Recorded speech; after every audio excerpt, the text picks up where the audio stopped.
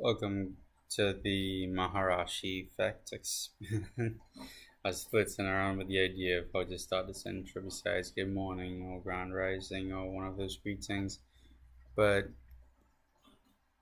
this is the Maharashi Effect.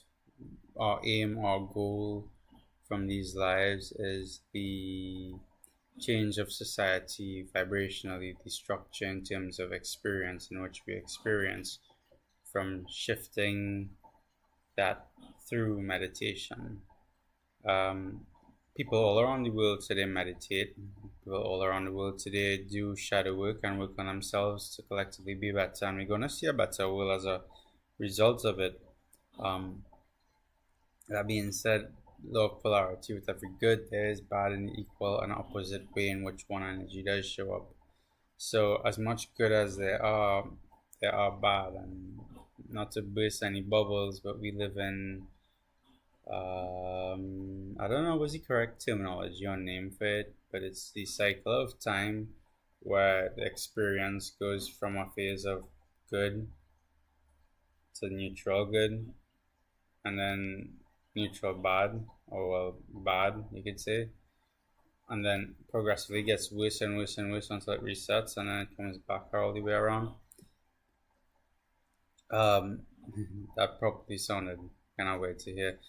I think Hindus call it Kali Yuga, which is basically a small piece of, I say small, it's like a blimp of time that represents extreme negative come abouts. And so, seeing this, the one way I know we could combat this is by literally a group of us collectively shifting the reality, fabric of reality through meditation.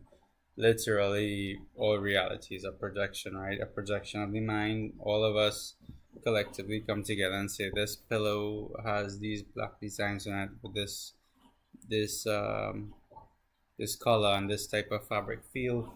And because all of us know that to be true, it holds shape, it holds structure in reality, which sounds odd to say out loud because not a lot of people are going to understand where that's coming from.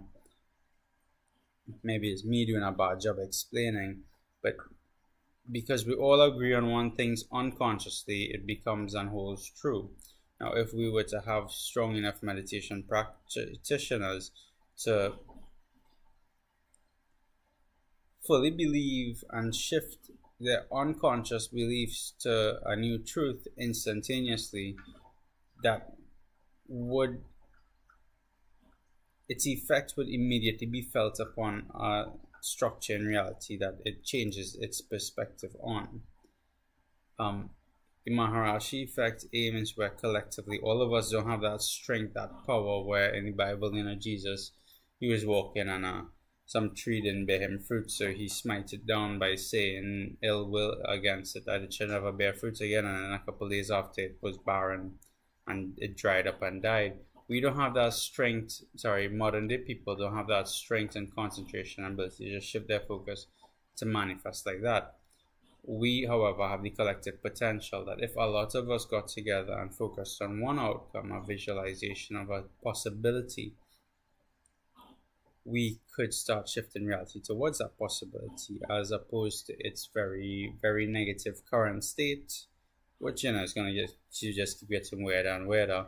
We have the ability now to dramatically decrease the violence, the ways in which people experience those frequencies that's being pushed on them on a daily. This is the importance of the visualization or just being able to be meditative. So the Maharashi effect was this. Can I reload it?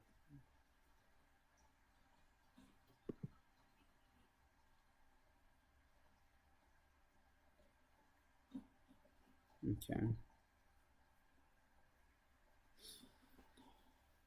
With that being said, I think I said a bunch of things. I'm not sure if it made a lot of sense.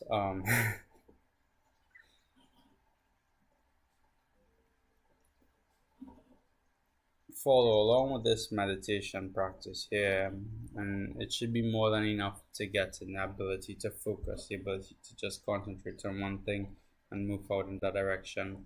Later on, once we have a bigger group going, at least 5 people, I'll start putting together, well, I should start putting together something way before then, but I'll start a new segment in which we actively